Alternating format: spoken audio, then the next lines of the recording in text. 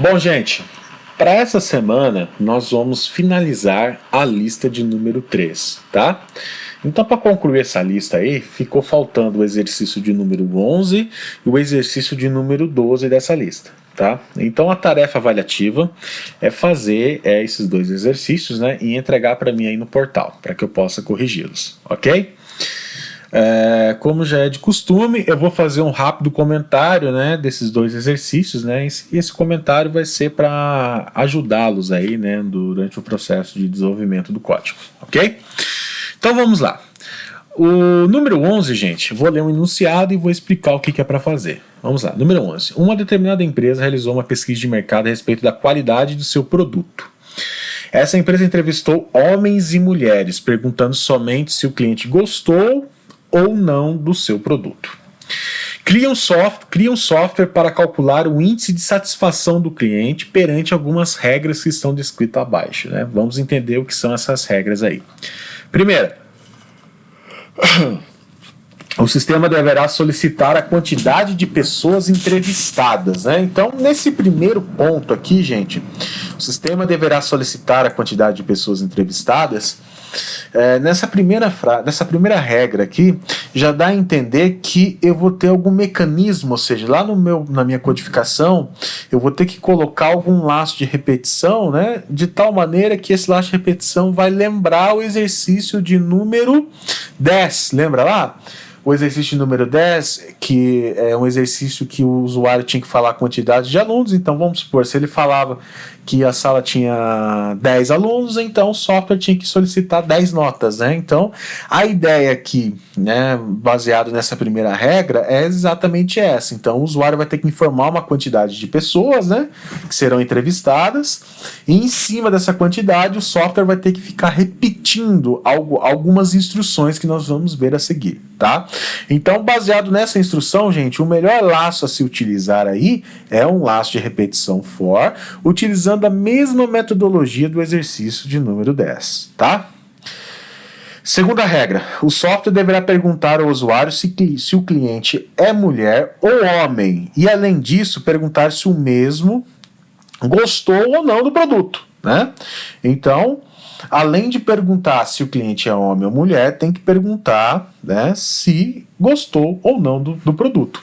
Então vamos lá, vamos supor que a primeira coisa que o software tem que fazer digite a quantidade de pessoas que serão entrevistadas. Vamos supor que você digitou 5.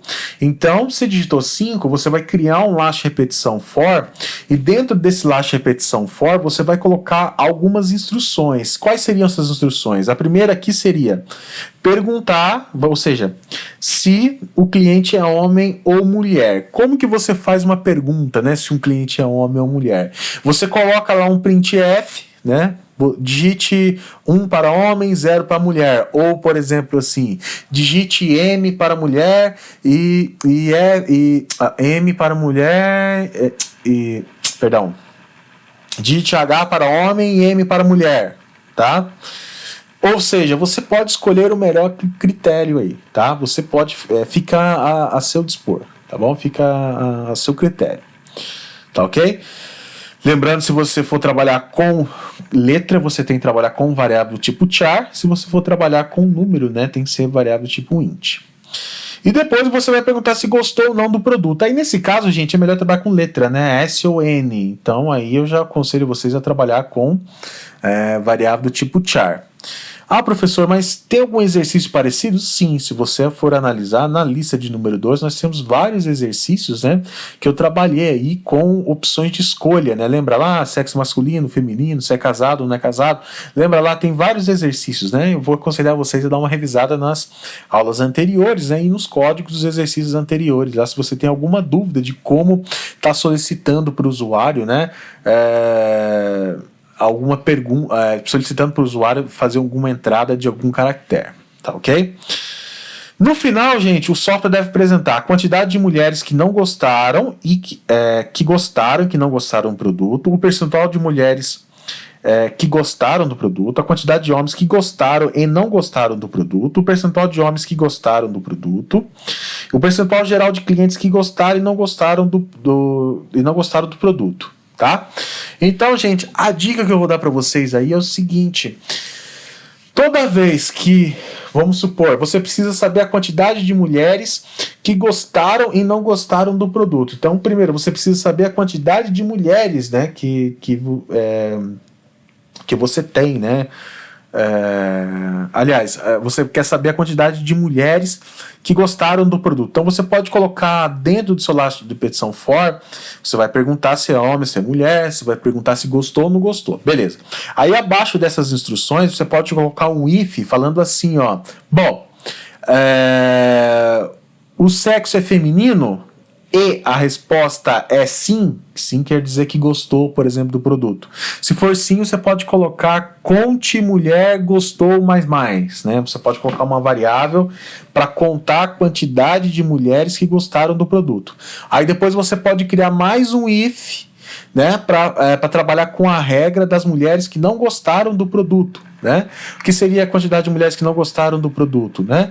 Você poderia fazer um if se, né, o sexo for, por exemplo, se a sua variável que define se é homem ou mulher for mulher, né, for igual a F, por exemplo, feminino, e o resultado for N, que seria, por exemplo, não gostou, aí você pode colocar uma outra variável lá chamada assim, conte mulher não gostar, por exemplo, mais, pode criar uma variável desse tipo aí. Ou seja, essa é uma variável que vai receber, né, essa contagem, vai contabilizar, né, essas respostas aí. E o percentual, gente, seria o quê? Bom, assim como você contou, né, a quantidade de mulheres que gostou ou não gostou, você tem que somar, né, o total de respostas, concordam comigo? O total de respostas de que gostou e de que não gostou é a quantidade de mulheres, seria o total. Então você pode pegar o total das mulheres que gostaram e das mulheres que não gostaram, e somando esses dois números, né, já dá para você o resultado da quantidade de mulheres. Aí, se você quiser saber o percentual de mulheres que gostaram do produto, o que você faz? Simplesmente você divide aquele conte mulher gostou produto dividido por quantidade de mulheres. Aí esse resultado vai ser uma variável tipo float. Aqui eu estou exemplificando uma variável. Você pode colocar o número que você quiser, o nome da variável que você quiser, tá? Aí esse vai te dar um resultado aí, vai te dar vamos dizer assim, como se diz, vai te dar um valor em real, aí você pode mostrar a resposta no final. Lembrando, gente, que esses cálculos aí de percentual de mulheres que gostaram do produto, percentual de homens que gostaram do produto, você só pode calcular desde que você saiba a quantidade, né, de mulheres e de homens que você tem em relação aos entrevistados, né? Então você não pode fazer esse cálculo dentro do last repetição for. Você precisa fazer esse cálculo fora do last repetição for. Então, assim, dentro do last repetição for, você pode contabilizar a quantidade de mulheres que gostaram e a quantidade de mulheres que não gostaram, né? Você pode contabilizar a quantidade de homens que gostaram e a quantidade de homens que não gostaram, além, obviamente, de solicitar para o cliente, né, digitar se é homem ou se é mulher e se ele gostou ou não do produto. Terminou de fazer essas perguntas, né? Terminou de fazer essa contabilidade, quantas vezes vai ser? Baseado no número que o usuário digitou em relação à quantidade de entrevistados, né? Ou seja, o for vai ser limitado a esse número. Terminou, finalizou, aí sim, fora do for, é que você vai fazer o cálculo de percentual de mulheres que gostaram do produto e o percentual de homens que gostaram do produto, né? Fazendo com que regra? Aquela que eu acabei de falar. O que seria o percentual de mulheres que gostaram do produto? O percentual de mulheres que gostaram do produto, você vai pegar aquela variável lá, por exemplo, conte mulher gostar dividido por quantidade de mulheres. Isso aí seria, né, seria um exemplo, né, de como calcular o percentual de mulheres. E o mesmo aí equivale para o homem, tá?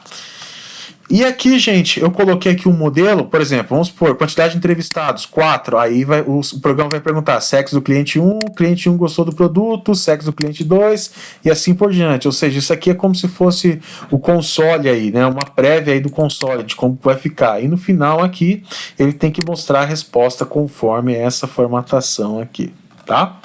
Então parece que é um exercício extremamente complexo, mas assim, ele não é um exercício complexo, é um exercício trabalhoso, presta atenção. Uma coisa é complexidade, outra coisa é algo trabalhoso, tá? Ele não é um exercício que vai fazer você rachar a cabeça, nossa, mas que lógica do capiroto que eu tenho que utilizar, meu Deus do céu, não consigo encontrar uma sintaxe. Não é um exercício nesse sentido. Esse exercício, ele é trabalhoso, porque você tem que colocar muitas instruções, tá? Então, ele não é um exercício muito complexo, ele é um exercício trabalhoso, tá? O nível de complexidade dele é até simples, tá bom? São coisas simples de estruturas condicionais, são coisas simples de elástica e repetição que vocês estão desenvolvendo aí, tá? Em termos de complexidade, o exercício do fatorial, o exercício da potenciação é bem mais complexo do que esse exercício aí, tá? Se você for analisar em termos de complexidade, o exercício do fatorial, o exercício de multiplicação é bem mais complexo do que esse exercício, tá? Agora, esse exercício é muito mais trabalhoso que os demais, né? Só que o nível de complexidade é um pouco menor, tá ok? Número 12, gente. Número 12 diz o seguinte: a prefeitura de uma determinada cidade realizou uma pesquisa com seus habitantes, coletando dados sobre o salário e o número de filhos, né? Cria um software para essa prefeitura, sendo que a mesma deseja saber a média de salário da população, o maior salário dos habitantes e a média do número de filhos, né? Bom, o software deverá solicitar ao usuário o número de entrevistados. Então, dessa número 12, segue a mesma ideologia da número 11. Então, segue a mesma estrutura. Você vai ter um laço de repetição for gigante. Dentro desse laço de repetição, você vai executar um monte de código, ou seja, um monte de rotinas. Quantas vezes eu vou executar essas rotinas, professor? Vai executar baseado na quantidade de pessoas entrevistadas. Então, o seu software tem que fazer uma pergunta: quantas pessoas que você quer entrevistar? 10? Então, você vai colocar um for limitado a 10, né? Então, durante 10 vezes você vai perguntar, olha lá, qual que é o salário do habitante 1, quantos filhos tem o habitante 2? Então, vamos supor, aqui nesse exemplo eu coloquei, vamos supor que o usuário informe 4 habitantes, né? 4 habitantes, 4 entrevistados. Então, o software vai perguntar qual é o salário do habitante 1, qual é o número de filhos do habitante 1, qual é o salário do habitante 2, qual é o número do filho do habitante 2 e assim por diante. Então aqui dentro você vai fazer as solicitações, né? Como é que você vai saber a média de salário da população, gente? A média de salário da população é bem simples, é só você somar, né? Você criar uma variável somatório. Então, nessa variável somatório, você vai somando o salário do habitante 1, do habitante 2, do habitante 3, do habitante 4, né? Nesse caso aqui, porque a quantidade de entrevistados é 4. Então você coloca uma variável somatório lá para ir somando tudo que o usuário digitar em relação a salário. E fora do for, você vai colocar a média de salário é igual a esse somatório dividido pela quantidade de entrevistados. Então, para fazer a letra A aí fica fácil, né? Para fazer a letra A é só criar um somatório e colocar dentro do for. Dentro desse for você vai somando todos os salários e fora do for você pega esse somatório e divide pela quantidade de habitantes. O maior salário, gente, o maior salário pode ser um pouquinho chatinho, né?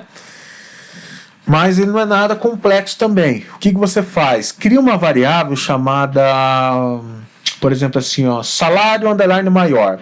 Começa esse salário underline maior com 0, tá?